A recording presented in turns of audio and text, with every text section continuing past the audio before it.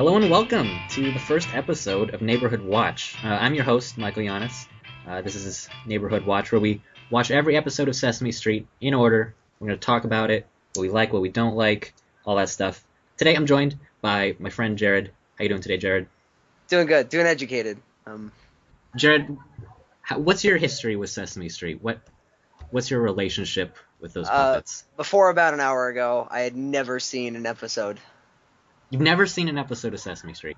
That is beyond correct. I mean, I'm sure at some point in my childhood I had seen like one episode or something, but it's not something I remember. I have basically never seen an episode. I know, like, everybody knows Kermit the Frog, Oscar the Grouch, Big Bird, and then Right. Bert and Ernie, but that's about it. So, like, what did you not watch, like, PBS at all? That wasn't like a station. Was it like no TV or just? I mean, TV was an option, but I really, like, I didn't watch much. I do have, like, faint memories of watching Dora the Explorer with Okay. my sister for a while. Oh, and real big into Hannah Montana for a while. Thank you, Disney. Great, classic, That's, quality entertainment. Modern literature. Yes. See, like, I watched a lot of those kids shows, like Teletubbies. All that stuff is way back. Like, I don't remember, like, what it was about. I couldn't give you a single sense of what Sesame Street actually was. Right. But, like, the scenes, the characters are definitely somewhere swimming around in my brain. You can never get rid of Sesame Street, Right. really. There's no leaving. All right, so this was the first episode, aptly titled "The First Sesame Street." We knew it was the first one because it just has the number 1 with some weird, like, clay characters right off the bat. Oh, Not the- freaky. Not the best Um, design for what I would imagine is kids. Seeing, like, these weird, like, eyeball-less little mounds of clay walking around. One of them vaguely resembled to me later Big Bird or possibly some sort of giraffe, but they were very much monstrous and terrifying. So going into this, like, I didn't know, like, how they were going to structure the first episode, like, if it was going to be, like, they're just going to jump in and you're assumed to just catch on eventually. Because, like, it's been running for, what, like, 40 seasons now? Yep. How many are there? 4,000? 4,760 something. Yeah, there's a lot of episodes. So Hour we're on. each. No big deal. We got this. Yeah. So I didn't know if they were going to, like, jump in or if they're going to introduce characters. But they did start with some introductions. We got our kid Sally Gordon. being brought around by Gordon. I feel it's apt to mention this was, like, 1969. Like, the first characters on screen, all 3 of them, were black people. Good on you, Sesame Street. Maybe that was like, this was the first early example of affirmative action. They're like, we got to hire black people. We need to. This is mandatory. Jumping on the bandwagon with this whole equality thing. Ahead of its time, regardless. Ahead of its time, definitely in the horror genre. There were many scenes I've found disturbing. Cows, especially. We'll get to the Oh. cows. Yeah, sorry, jumping ahead. Go ahead. So during this, like, introduction scene, it's mostly people to start off with, which I found surprising. I thought it was going to be like puppets. But it's just Gordon and Sally. They're walking around meeting some random named people just walking around the street. Sesame Street, that is. But the first puppet we see, Big Bird, walks in. Little different design. You know, Big Bird's got, like, the big head now. Mm-hmm. Lots of fluff. Kind of a weird, like, pointy pinhead look Right. going here at the beginning. And then I guess I had forgotten, like, I don't know if it's changed or something, but Big Bird's deal seems to be that he's kind of dumb. He's a real dumb kind of guy. I can appreciate it. Appealing to all audiences, Sesame Street. That was our first one. And then we had Bert and Ernie. They live in the basement of Sesame Street. So And don't you know, if you ever hear singing coming from that basement, you can bet Ernie's taking a shower. Ernie's taking a bath in this. Sorry. Let's get our facts straight. Bath. This is Yeah. an informative podcast, Jared. Educational. Educational. I'd like to think as educational as Sesame Street. You know, I like to call it infotainment. I don't know about you. Info. You gotta brand out in the market. There's a trademark at the end of that. It's my brand. It's my startup. It's my Kickstarter.com/go fund me. So Ernie's taking a bath, singing his song. Bert comes in. Ernie asks Bert for the soap. What was the bat's name? Do you remember? It was Rosie. Rosie. Rosie. Oh yeah, Rosie, because when he walks around it, I it's a thought it was no, ring. no, no. He was saying like since it's a tub, he fills it all the way. When he gets in, it puts water out on all sides, making a rain. That makes sense. That makes more sense. I thought about that too, and I was like, are they going to show him skipping around the tub for the sake of this joke? So there we go. I guess how many kids' heads did that go over? how many kids does this whole thing goes over kids' heads? Okay, as much as it is entertaining and educational, right? What 3-year-old is gonna be like? Case in point, you said earlier, there's characters swimming around up in your head somewhere, but you really don't remember anything. Maybe that's the point. Maybe it's like it's a thing to watch for kids, but like all the actual entertainment value is for any adult that happens to be in the room. It's a babysitter, digital babysitter. All this complex wordplay. There were some parts in there that it's like that's for the parents. This is definitely before like we had mastered the, it's not kids entertainment, it's family entertainment. The old Pixar like magic. Right. There's a lot of just repetition is a big factor. That's gonna be fun as we're watching episode 3900. Thank God for that chef that falls down the stairs. Not gonna make it through. Greatest bit. Okay, so after the bath scene, we got like a little nursery rhyme. Solomon Grundy, he washes his little side. He's still half dirty at the end of the week. I guess that's to teach like days of the week or something. Okay, yeah. Let's talk about that for a second. What is the kid getting out of this? Right? Is it okay? There was a theme of bathing, by the way. Ernie endorsed it. Dove soap. Buy it at your local Walmart. That's something I definitely appreciate. The running themes. There's more of a continuity than I expected. Like when they've got numbers, they use them throughout like the whole scene. It's not just one little animated bit and then back to the story. This episode sponsored by the letter. Today we had 3 letters. I expected there to be 1. 3 letters, 2 numbers. 3 letters. Is that the deal with Sesame Street? I don't know. Maybe. I mean, like, what if they're like they're being experimental with their numbers right now? Maybe next episode is gonna be 6 numbers, 14 letters. So yeah, we got the Solomon Grundy. That's like a kid's like. That is like a classic like old timey rhyme, isn't it? Solomon Grundy. I'm sorry, poor Solomon Grundy. Yeah, that is like that's like an old thing. I don't remember it. It's like a real. Anyway, it doesn't matter because after that, what was after that? Oh, the showering. It was the like showering montage. Like anything can be cleaned. Some really great jump cuts to kids naked in the shower. We don't have to talk about that part of the podcast. No, I mean part of it earlier, right? The horror aspect. This really the scene reminded me of The Shining. It really did. Come shower with me. Everything cleans. Everything. That's what we learned during this. Solomon Grundy's left half, animals, everything can be cleansed. After that was we go back to Sally and Gordon. We meet Gordon's wife. I don't remember if she had a name. She probably did, but hey, come on, 1969. Come on, women, am I right? After that, yeah. Sally wanted cookies and milk or something. They offered it to her. They were like, "You want some milk?" She's like, "Yeah." He's like, "Good. Milk is good for you." Right.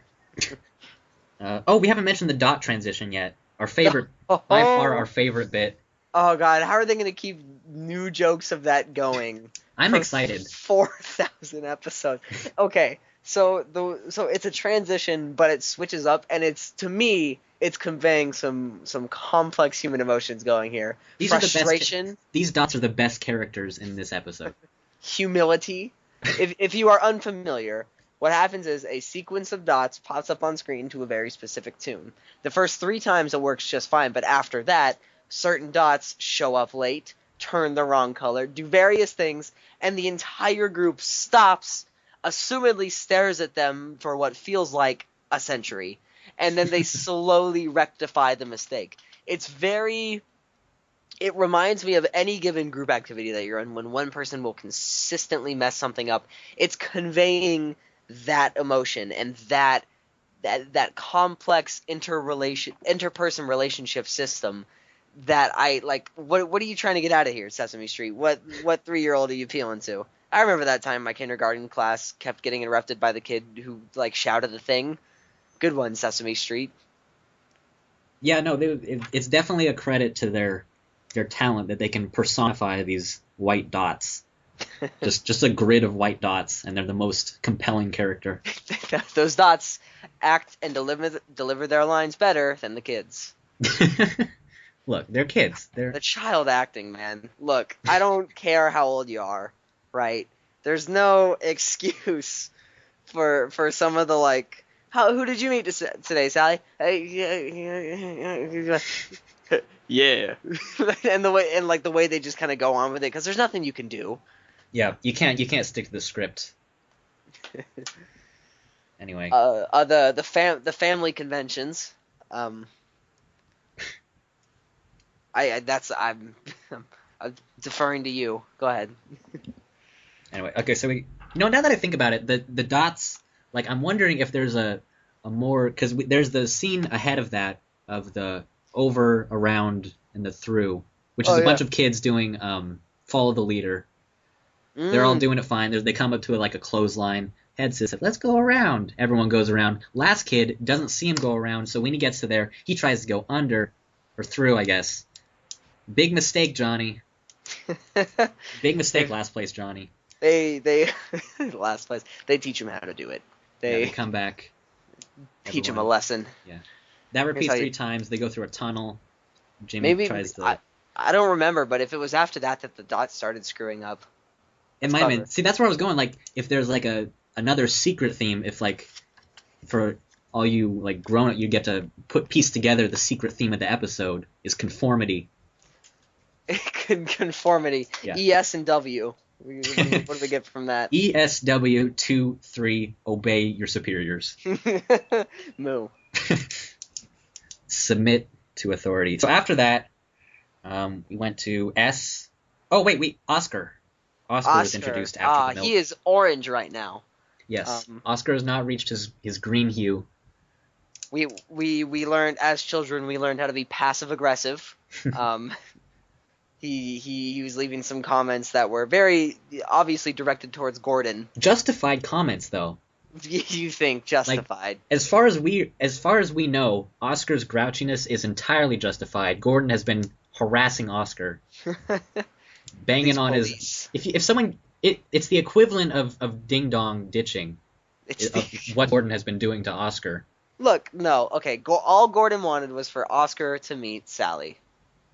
Yeah, no, Oscar liked Sally. No, come on. But what is implied by this relationship is that Gordon comes by and knocks on him and says, come on, Oscar, you gotta get out, you gotta come talk to people. Oscar doesn't want to do that. That's totally Oscar's right, to stay at home in his garbage can. When you say he liked Sally, right, he was... I would say he likes Sally no more than he likes anybody else. That's not true at all. What do you mean?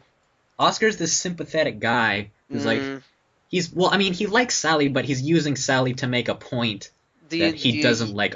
Do you use your friends, Michael? I mean, using. I mean, it's the passive aggressiveness, but it's an effective strategy to let Gordon know that he's not having any of his shit. Glad we can curse on this podcast. Oh yeah, fuck it, yeah. Sesame Street. Fucking best show out of 10. This is a supplement. This is not the primary resource. It'll be sold alongside. Optional. Combo pack. This is audio DVD commentary. We're approaching PBS. Got a deal set up. We are PBS. It is the public. Yeah. Yeah, all right. People's Republic of Sesame Street. So yeah, we got Oscar. After that, we went to the letter S. There was a claymation thing. More creepy clay figures with no eyes. Just no eyes. You were especially turned off. You had a very visceral reaction. Don't give the snake eye sockets if you're not going to put eyes in it. It was very staring off into the void because he can't tell where he's looking. And then later on, you discussed the continuity and I'll agree. Later on they had that puppet family, that they could be anything they want, and so they gave them various eyes. It indicated to me that they're aware of eyes. Yeah, eyes do They- exist, and they're a thing to be wanted. and they are gendered as it happens. I want little boy eyes. Yeah. Thank you very much. You want eyes. Do you want little girl eyes or little boy eyes? You have to define. Right, After that was the around, through, and over bit that we talked about with Last Place Johnny. They do a great thing to, I assume, fill up the hour-long gap that they have by just playing the thing in reverse at the end, which I guess works as like repetition, learning through repetition. There was a lot of time consolidation, though. We had when we talk about the witch, I'll bring that up, but it's like a lot of it was like very clearly, this is the pilot. We need to fill an hour. Yeah. You know. And were there commercials for Sesame Street? Because if so, this was like an hour and a half program. I mean, no, it's PBS. You don't. PBS is okay. That's the goof. That's why the letters and numbers are the sponsor. Oh, I see. That's the good joke, Sesame Street. Yeah, see, I'll give you that. It's like humor. But Oh, now I can. All right. okay, so we had the through, under, over, whatever. Then we had the anything people, which were the people that wanted the gendered eyes and materials and things. They grew a whole family through assembly. Including family extends to uncle, by the way. Right, there was an uncle just hanging out, chilling. You think you're done? Clearly Mom. not wanted. Yeah. I want to be part of the family too. All right, Dill. We'll see you Now later. there's a fifth verse to the family sharing song that Gordon sings. Gordon does a great job during that scene, by the way. He is a champ. Because There's it's just puppet lines- seeing. Yeah. There's lines that are clearly improvised. Whether, like, I don't know. Stuff that sticks out to me is like, that was not planned, but they roll with it. Gordon's not the kind of guy to screw up a take. Oh, we Damn forgot to praise the song during the cow segment. Clearly improvised as the dude sits there with the guitar and watches the scene without audio. He's like, what do I see on screen right now? I'm going to sing it. Hello, cow. Like, it was so Cows are visceral. eating grass. that was in fact one of the lines. And part of it is like, that's impressive, but more to me, like, I realized only about halfway through, the majority of this is dubbed over, you know? Yeah. And I think that's out of a lack of, like, having attachable mics, so a lot of the kids, like, most of the kids' stuff was dubbed over, but You don't think it's just kids screwing up their lines? like you to the can't point of trust where them. their mouths don't? Yeah, alright, yeah. Yeah. I'll give it to you. The cow song was hands down one of the most entertaining things in this whole. It was delightful. It was happy. He must have been a phenomenal guitarist. And I wonder if we looked in the credits, we could find who did that and find him and thank him for his We work. should commission him to do the theme song. for the podcast. Neighborhood Watch, yeah. Yeah. Well, okay. Well, here's the thing. We have to give him he only does songs like that now. Right. We have to give him pictures of various things. We can slip in some like millisecond long Illuminati. All right, we're gonna. Okay, so after that, Sally in the scene where they go to the milk bar. Ernie's there. Ernie is I don't know if Sally's there. I know that Ernie is apparently a regular at this milk bar. Yeah, I love the milk bar, by the way. Just the whole concept of. Why isn't that a modern thing? Why can't some kids 2 to 10 head on down to the milk bar with some friends, drink some milk, grow some bones? There's your Silicon Valley startup, the milk bar. There you go. A little play place. All right, I don't know what happens in that scene. Nothing important. I guess we got some characterization. I mean, we started more on the milk, right? Yeah, I guess they're keeping the milk theme. If you It talked about shopping too. It's like, don't you ever wonder where all the milk comes from? Oh right, yeah. There's a good that's not good. Just some B-roll of parents in the grocery market. Anyway, after that is the number song. My highlight, maybe besides the dots, like the most genuinely good segment. Yeah. Because it's all thanks to Clumsy Cook at the end, where he's carrying a number of desserts. The number correlates to the number of things that we're learning about. And then he sings it in a great just a great triumphant, because the whole song is building. It's doing this like half step, like modulation as it's growing to the end, and then he does this triumphant. Here's how many things I've got. Here's what they are. I'm gonna carry these down these steps, and he drops them. And what could be better to drop than desserts? Oh man, and the way he's always so beat up and disappointed in the end. He sells it so good, because like there's a skill. We've argued about this before we decided we were going to talk about each Sesame Street episode in specificity to exhausting detail. We talked about whether there was any skill in dropping some things down some stairs, and I'm convinced that there is, because he does it so well. Does he in fact practice at home on a padded staircase on which to If his wife comes home and he's like, "Hey honey, how's it going? Don't talk to me." He's frustrated. He's got like 5 o'clock shadow and like underneath the ridiculous mustache. So yeah, he drops a bunch of stuff. It's some of the best physical comedy I've ever seen. 10 out of 10. Yep. We had Bert and Ernie again. Ernie is very emotional about the 2 song that he just saw. And Bert is not having any of his nonsense. What a duo. And then he tries to change the subject. We're going to talk about the letter E next. Oh, Ernie. Put it together. He loves E. He's his favorite, as it happens. Yep. And then we go into some more like avant-garde, like artist cartoon doing a poem about using some phonetic devices, a bunch of words that sound like E. But don't start with E, which is very much in opposition to the ones with W. Right. It's a very confusing thought, because you're doing like words like tree and sea, like they don't start. It can't help with the spelling. And then they did the Queen, and it could have been the Queen of England, Elizabeth, but no. Right. That's probably like trademarked by the Crown. By Britain, yeah. Yeah. You can't say that. Queen of England, not a thing. Copyright the monarchy. That's not. Well, I guess if they did bring real people into it, like it would turn into like you would break the mythos. Yeah, there's this fourth wall that it's a separate world, Sesame Street, right. And if they mention the Queen, now eventually they have to cameo her, you know. Yeah, that's. And then she wants like royalties, and it's like, get out, you're not a part of Sesame Street. Yeah, monarchy does not exist in the Sesame verse. As far as you know.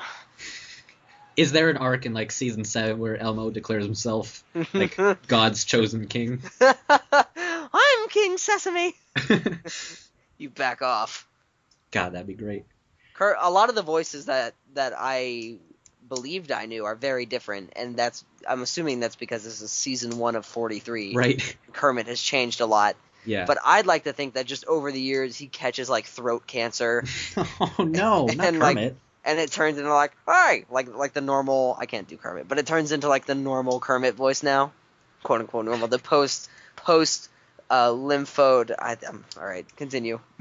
You're jumping ahead, because to sign off, I'm going to have you do your best Kermit impression. Yeah. Why do you hate me? So get practicing now, buddy. Great.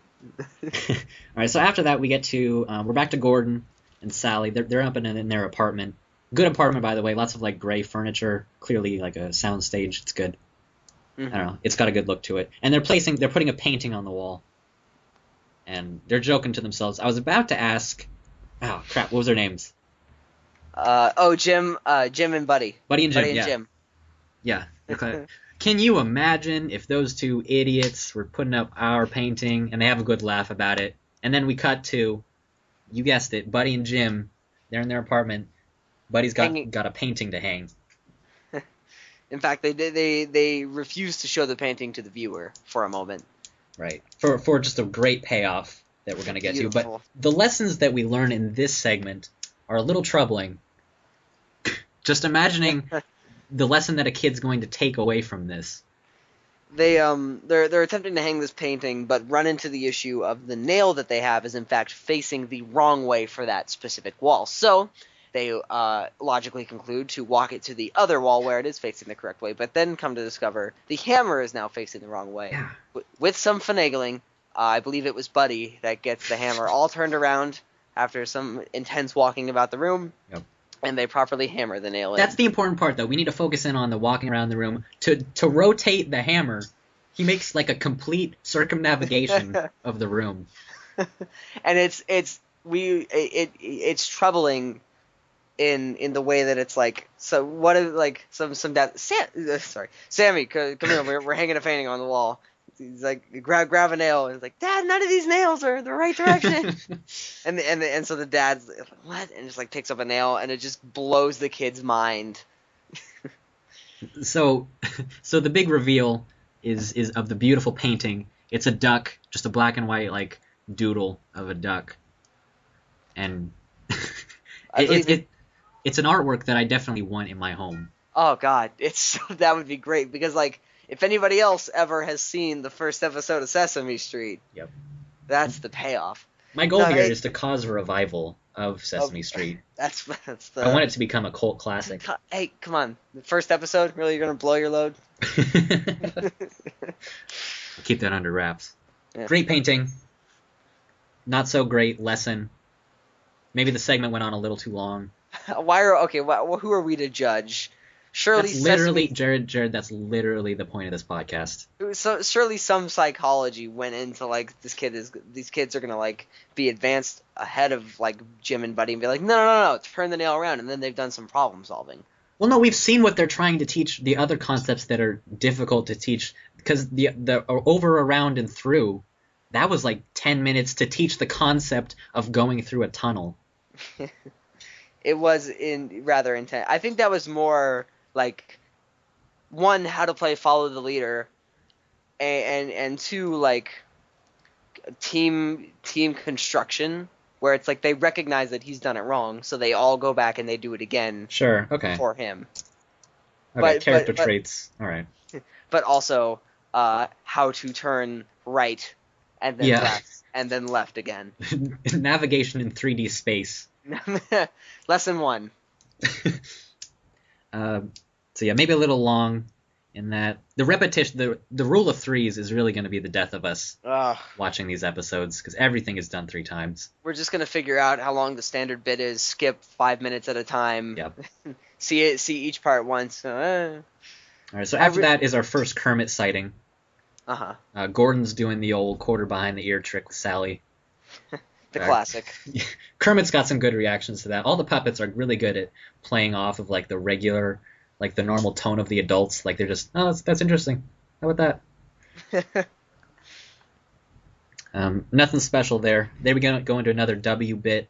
W is the sponsor of this episode. Wait, are we just skipping the frog magic? Oh, right.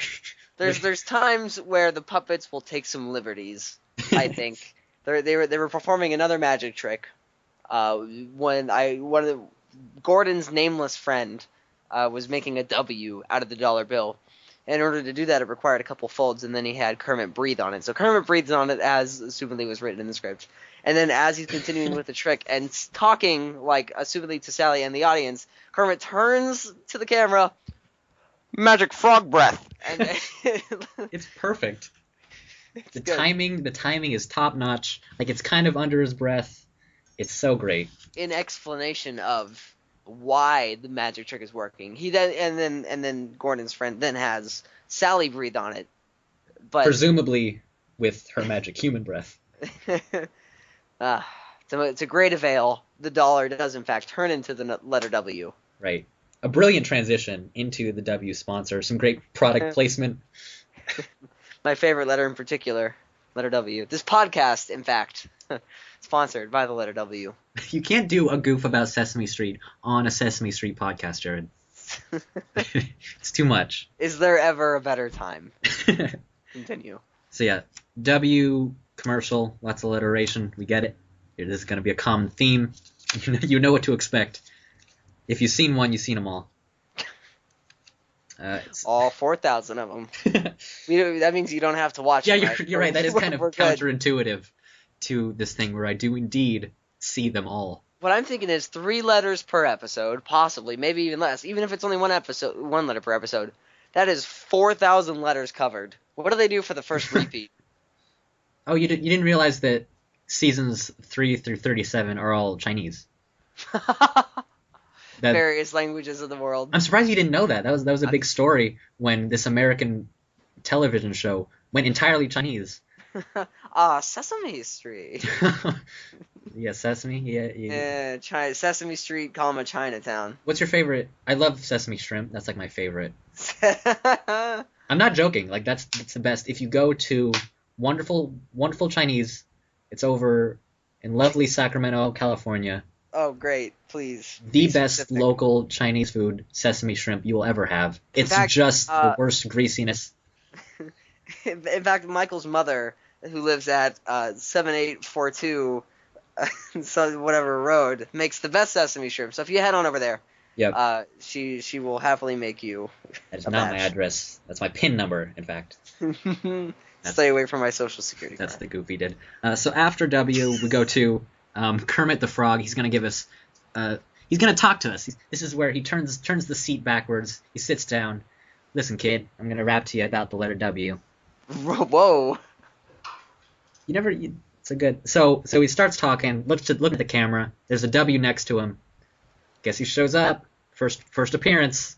Freaking Cookie Monster. Cookie Monster. Not eating cookies. Never explained. He's probably not even defined as the Cookie Monster yet. Just a blue monster. Yeah. With an Blue. insatiable lust for blood. Blue consumption beast. My favorite trademark off-brand Sesame Street character. Blue consumption beast. Yeah. He takes one of the lines off the W, so it makes an N. And Kermit's like, oh, that's weird. They sent us an N. I requested. I put in the work order for a W. We had like a moment of like corporate disappointment, and like Sheila was supposed to confirm. Yeah. Kermit's taking this to HR afterwards. He thinks this is hazing. This is some bullshit. Goddamn. Hazing.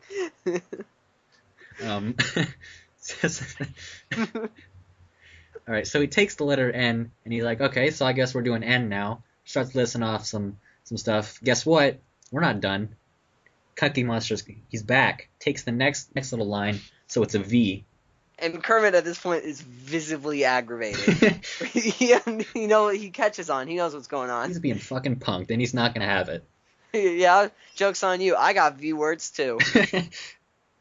So yeah, then of course Cookie Monster wraps up the bit, eats the whole thing. Kermit's done. Kermit storms off. Kermit makes a fat joke. That's true. Kermit, some people Fat don't shame. know how to stop eating. So yeah, Kermit does his V deal. The letter is eaten entirely. Fat jokes are made. We move on to we get another W sponsor, which we noticed was weird. It's the same clip again. Oh yeah. What was with that? My hypothesis is they're doing like a bit because like commercials repeat during TV shows. Oh. They show the same thing, so they're doing the same thing with like letters. Okay, that's funny, but right, that bit a little long to repeat. Yeah, it's a little lengthy. I get the joke at first. Yeah. I think kids are just so used to the rhythm of television. Like they've learned that okay, I get this many minutes, then I see a thing, then some more new stuff, and then I see the same thing again. So like the writers' room at Sesame Street is like, well, these kids, if we don't do this, they're gonna think something's up. They're gonna think they're learning instead of watching a cartoon. So they do that. Gotcha. So Kermit's back with W after that, and we think, are they seriously doing this again too? Because this is before I've formed my like meta joke hypothesis. So we see Kermit on the wall again with the letter W, and he starts in, all right, we got a W now, and he does his thing again. This bit takes a turn. It's a twist on the classic Kermit W bit. Kermit is then beginning to be assaulted by the W. Mm-hmm. Very violently, and he communicates this through only W words. It's like the W, they've really managed to, once again, solid puppet, personify a very basic object, geometric shape. It's like bouncing around and like wiggling all as it, smothers Kermit. It does, in fact, it jumps on him. And at one point, I think he makes like a war joke, and I'm like, do kids know what war means? Like, that's... Yeah, woe is me is how he ends the scene. Woe is me. W is victorious in this scene. Oh, yeah. No. Kermit ain't the star no more. If this show had any respect for inter-season continuity, Kermit would be dead. Welcome back to W Street. Yeah, we'd have the classic. All the kids' pajamas would be covered with the letter W. Anything that starts with W just immediately branded superior. Yep. All right, so the final bit of Sesame Street, perhaps the most prolific bit in Sesame Street history. One of these things is not like the other. We've got Gordon's nameless wife, with a grid, 4 things. 3 of them are 2s. I'm explaining this. It's very dumb. This is their ace in the hole. This is the Sesame Street trick. It is a Punnett square of 3 2s and a W, and then we spend, it's like a 30-second gap of giving these kids time to think of which of these clearly different objects are dissimilar. Now, look, okay, when you're making a show for kids, okay, right? It's not gonna be an immediate. Oh, dude, 2 and W, very different. One is a number, one is a letter. What are you doing, Sesame Street? But I'd like to think that it is like that, and this was just an example episode. This was the pilot, and later on, it's gonna be like really complex, near perfectly spit images, and one of them's like, that man is depressed. That man feels empty on the inside. Yeah, it's a good song. I mean, yeah, no, good song. She's a good singer. 10 out of 10. Yep. It's 1 out of 4. It's 1 out of 4 is different. Thank you very much. And that's how we bring it into a little wrap up, a nice little recap with Gordon and Sally. They're listing off all the characters they've met, all the friends they've made. It's really nice, if a bit stretchy, kind of fill in the. We've got 30 extra seconds at the end of this show. What if they had listed all the characters? Gordon's like, now who else did you meet? And Sally's like, I don't think I have anybody. He's like, are you sure? Think real hard for about 45 seconds. and that's where it wraps up. So what did you think on the whole? Did you enjoy watching the first episode of Sesame Street, the first Sesame Street? More adult themes than I expected, definitely. Mm-hmm. It was. I don't know if I want to show that to my kid. Maybe because it's dated. It's 1969. Maybe modern Sesame Street is very different. We'll find out in the next couple of decades. Overall. Do you think you would prefer modern Sesame Street? I don't know. We're just gonna have to find out. I guess we will. That's our cliffhanger. There you go. Keep them hooked. So that's gonna do it for Neighborhood Watch. Thanks for joining me, Jared. That was a delight. I actually I gotta quit by next episode. So, you gotta quit? You gotta go? Yeah, I won't be around. Heads up. Oh. I got a better offer on town surveillance. Oh, well, I've got other friends, so I mean, bye. Yeah, but do you though? We'll see. Anyway, I'll post some announcements around where I live on the blog. Yep. Michael.town. Please visit. Please, yep. Get lots of ad revenue. You can contact Neighborhood Watch at mayor at michael.town is my email. But that's going to do it for Neighborhood Watch. Thanks for joining me, Jared. Of course. And we'll see you next time. Thanks for listening, everyone. Oh, wait, that's... There you go. You're welcome, viewers. You want to know why this podcast is 2 hours long? We don't know how to focus.